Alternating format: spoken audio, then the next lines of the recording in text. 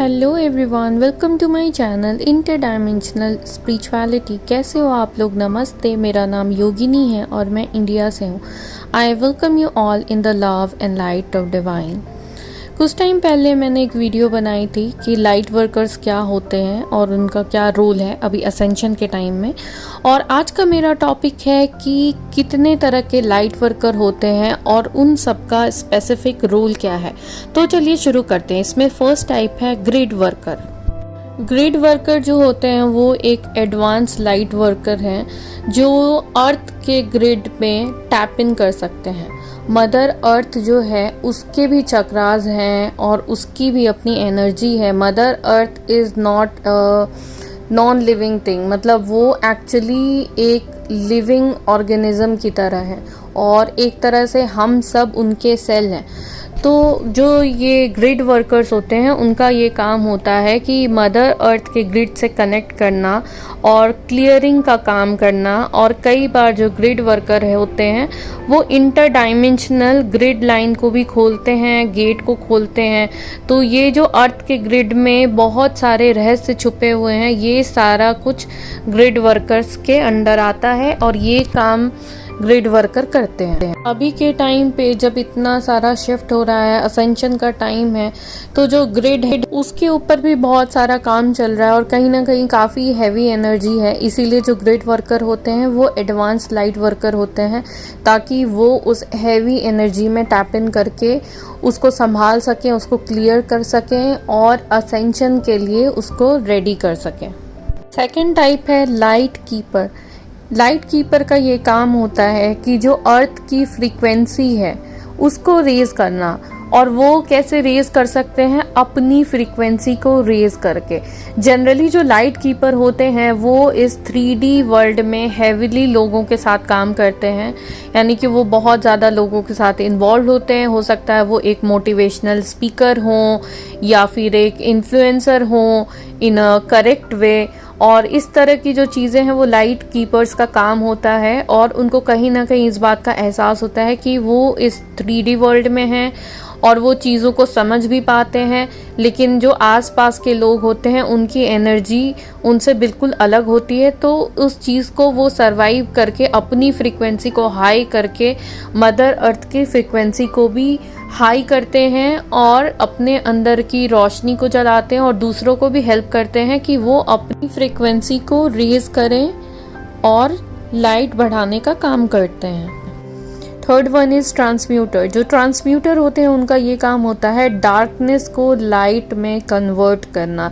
Generally ये लोग जो होते हैं वो एक बहुत हाईली इम्पैक्ट सोल होते हैं और ये अपने एंसेस्टर्स का कर्मा लेके उसको हील करते हैं।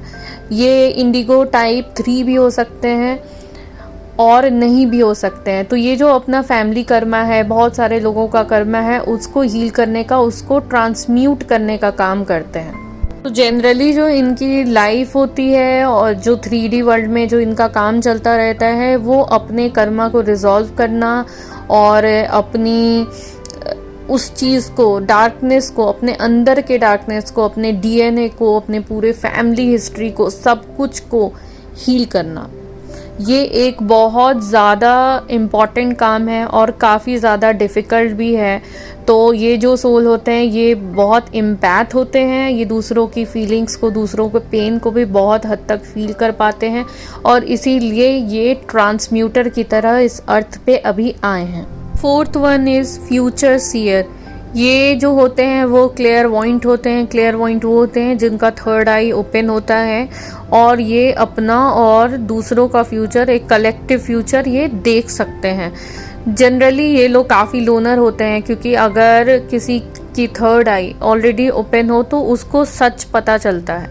इवन इफ अगर वो पर्सन किसी भी इंसान से, किसी नए इंसान से मिले, उसके बारे में भी वो जान सकता है कि एक्चुअली उसकी सोल कैसी है, एक्चुअली वो इंसान कैसा है। तो third I it's means clear vision. तो जनरली इनके बहुत कम फ्रेंड्स होते हैं, ये थोड़े लोनर होते हैं और इनका जो फ्यूचर देखने का एबिलिटी होता है वो बहुत ज़्यादा हाई होता है। कई बार जो इनके लिए काफ़ी डिस्टर्बिंग और प्रॉब्लमैटिक होता है, ये अर्थ पे एडजस्ट करने में थोड़ा सा प्रॉब्लम फील करते हैं। इनकी साइकिक एबिलिटी बहुत हाई होती है और वो फ्यूचर के टाइमलाइंस को देख पाते हैं और ये लोगों की इसमें हेल्प कर सकते हैं कि आपको अपनी चॉइसेस को कैसे चेंज करना है ताकि जो आपका अभी फ्यूचर दिख रहा है वो बदल सके। और ये बहुत अच्छे मैनिफेस्टर भी होते हैं, ये अपने लिए चीज़ें बहुत इंस्टेंटली मैनिफेस्ट भी कर लेते हैं, लेकिन इनको यहाँ की फ्रीक्वेंसी और यहाँ के वाइब्रेशन में काफ़ी प्रॉब्लम होती है। और इस समय यह असेंशन में फ्यूचर के बहुत सारे मल्टीपल जो टाइमलाइंस है उसको देख के यहाँ इस असेंशन में मदद करने के लिए आए हैं। Next one is blueprint worker. जो ब्लूप्रिंट वर्कर होते हैं वो डिवाइन ब्लूप्रिंट को होल्ड करते हैं जो हमारी आने वाली अर्थ के लिए बहुत ज़्यादा इम्पॉर्टेंट है। और ये 12 स्टैंड या 24 स्टैंड डीएनए को भी होल्ड करते हैं। और जो इनका ब्लूप्रिंट होता है वो इनको अवेकनिंग बहुत जल्दी दिला देता है। और जनरली ये सीक्रेट ज्योमेट्री और आकाशिक रिकॉर्ड्स का यूज़ करते हैं और इनके अंदर एक बहुत गहरी डीप अंडरस्टैंडिंग होती है। और जो कोड्स और ये सीक्रेट ज्योमेट्री होते हैं उसमें काइंड ऑफ ये एक्सपर्ट होते हैं। ये यहाँ पे डिवाइन ब्लूप्रिंट को मैनिफेस्ट करने के लिए ही इस टाइम अर्थ पे आए हैं।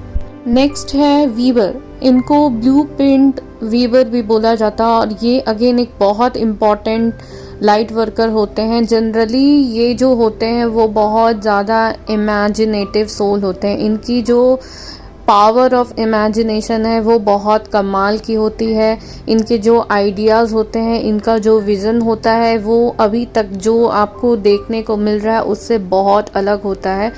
और ये जनरली साइंटिस्ट या कोई आविष्कार करना उस तरह की चीज़ों में इंटरेस्टेड होते हैं जो आज तक कभी बनी नहीं या अभी आपको अर्थ पे दिखी नहीं। वो उन सारी चीज़ों को ये इस वर्ल्ड में लाते हैं और ये ट्रिगर करते हैं मास अवेकनिंग को, ग्लोबल अवेकनिंग को। मतलब अगर मैं बोलूँ विश्व के स्तर पे कोई चीज़ जो चेंज कर सकती है वो ये होते हैं।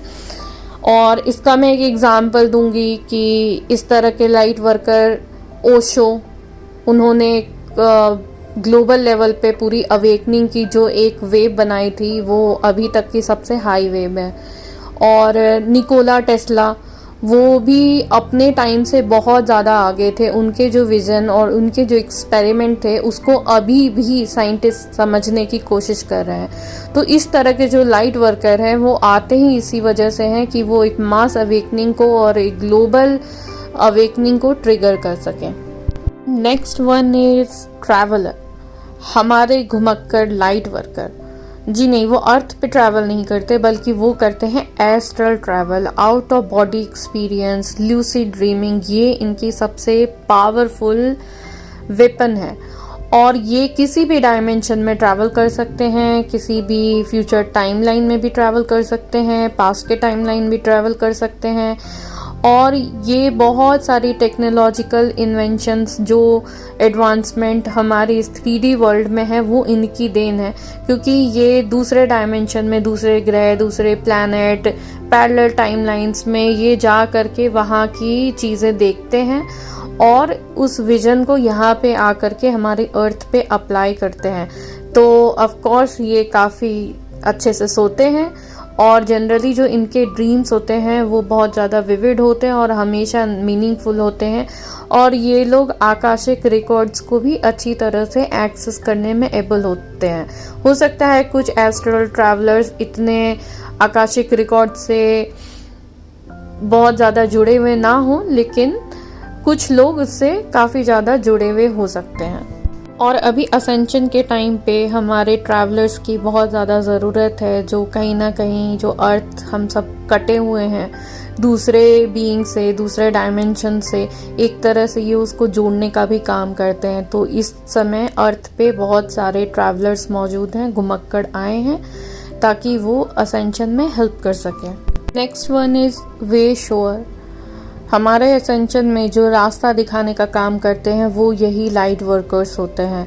ये जो लाइट वर्कर हैं उन्होंने ऑलरेडी ये किया हुआ है, यानी कि वो एक हायर डायमेंशनल सोल हैं, वो एक बहुत ओल्ड सोल भी होते हैं जो रास्ता दिखाने का काम करते हैं, जो ऑलरेडी अपनी जर्नी को कंप्लीट कर चुके हैं और इस समय मदर अर्थ पे सिर्फ इसलिए आए हैं ताकि लोगों को रास्ता दिखा सकें कि हाउ टू डू इट।